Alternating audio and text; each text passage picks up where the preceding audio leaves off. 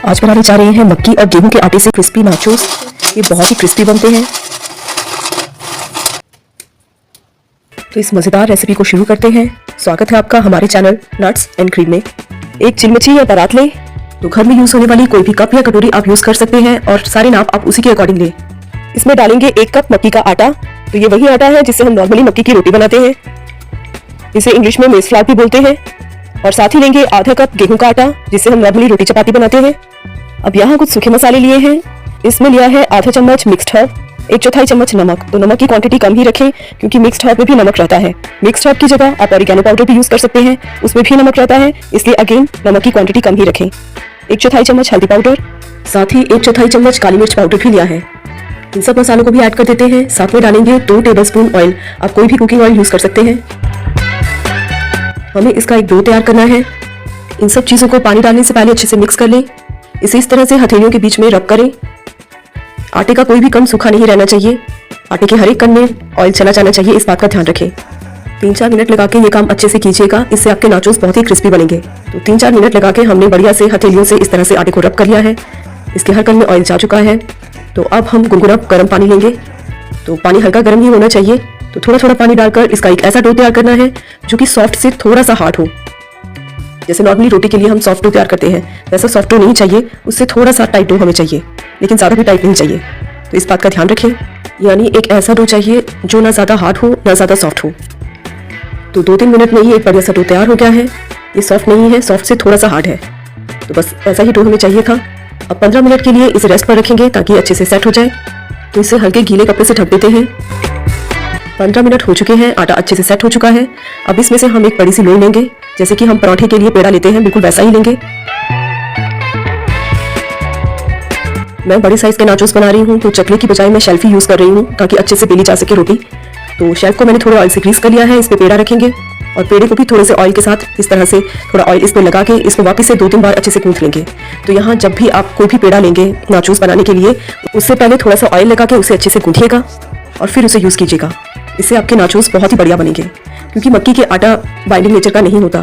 तो इस तरह करने से उसमें थोड़ा लचीलापन आ जाता है जो कि हमें चाहिए। आटे को मैंने 2-3 मिनट के लिए अच्छे से गूंथ लिया है। तो अब ये तैयार है। बेलन को भी थोड़ा सा ग्रीस कर लें ऑयल से, ताकि रोटी बेलते समय रोटी इसके साथ चिपके नहीं।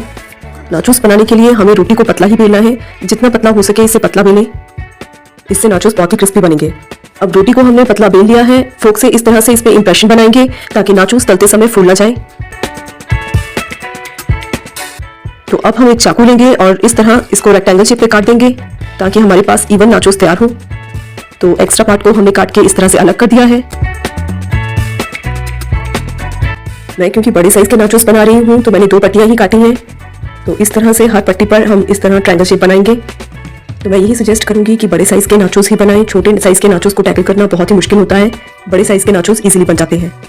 इन तैयार नाचोस को उठाना भी एक बहुत ही ट्रिकी सा काम है। तो देखिए मैं इसे किस तरह से उठा रही हूँ।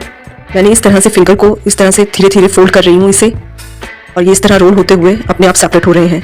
तो मैं सब नाचोस को इसी तरह से फिंगर से इस तरह से साइड से करते हुए इसको इस तरह से फोल्ड करते हुए उठा रही हूँ। क्योंकि अगर आप डायरेक्ट उठाने की कोशिश करोगे, मैंने ऐसे किया है कि जब मैंने इसको सीधे उठाने की कोशिश की है तो उस चक्कर में ये बहुत सारे नाचोस टूट गए हैं। तो जब मैंने इस तरीके को अपनाया है तो नाचोस बिल्कुल ठीक ठाक सही सलामत ही रहे हैं। तो इस तरह फिंगर से हल्का सा इस तरह इसको साइड पे करते हुए तो ये इस तरह से रोल हो जाएंगे और इस तरह सारे नाचोस को हम सेपरेट कर लेंगे। और बाद में इस तरह रोल किए हुए नाचोस को आराम से आप खोल लें। तो ये तैयार है आपके ट्रायंगल शेप के बढ़िया से नाचोस। तो सारे नाचोस हम इसी तरह से तैयार कर लेंगे।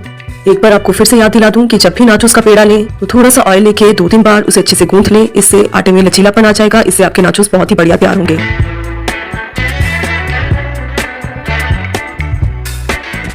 साथ भी एक ज़रूरी बात यह भी है कि जब आप नाचोस बनाएं तो नाचोस बनाने के तुरंत बाद उन्हें फ्राई करने के लिए रख दें, कढ़ाई में डाल दें। क्योंकि यदि आप उन्हें 3-4 मिनट भी ऐसे रहने दोगे तो वो टूट जाएंगे। तो मैं आपको दिखाती हूँ कि कैसे।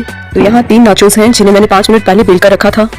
तो अब जब मैंने उठाने की कोशिश कर रही हूँ तो ये टूट रहे हैं। मक्की का आटा अपनी नेचर में बड़ी जल्दी वापस आ जाता है, इसलिए हम इसे 1 मिनट के लिए भी नहीं रखेंगे। जैसे ही इन्हें बेलकर तैयार करेंगे वैसे ही इन्हें डीप फ्राई करने के लिए रख देंगे कढ़ाई में।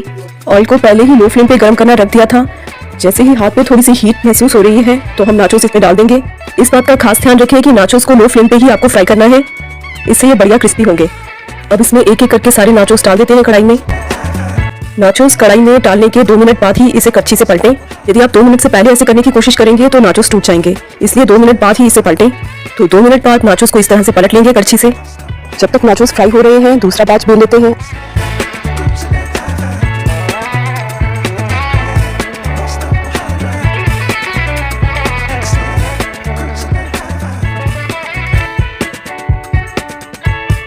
यदि प्लेट से नाचोस उठाने आपको मुश्किल लग रहे हैं तो इस तरह आप पिज्जा कटर से भी इस तरह उसे उठा सकते हैं, या कोई पतली सी चीज है उसकी सहायता से आप इसे उठा सकते हैं और कढ़ाई में डाल सकते हैं।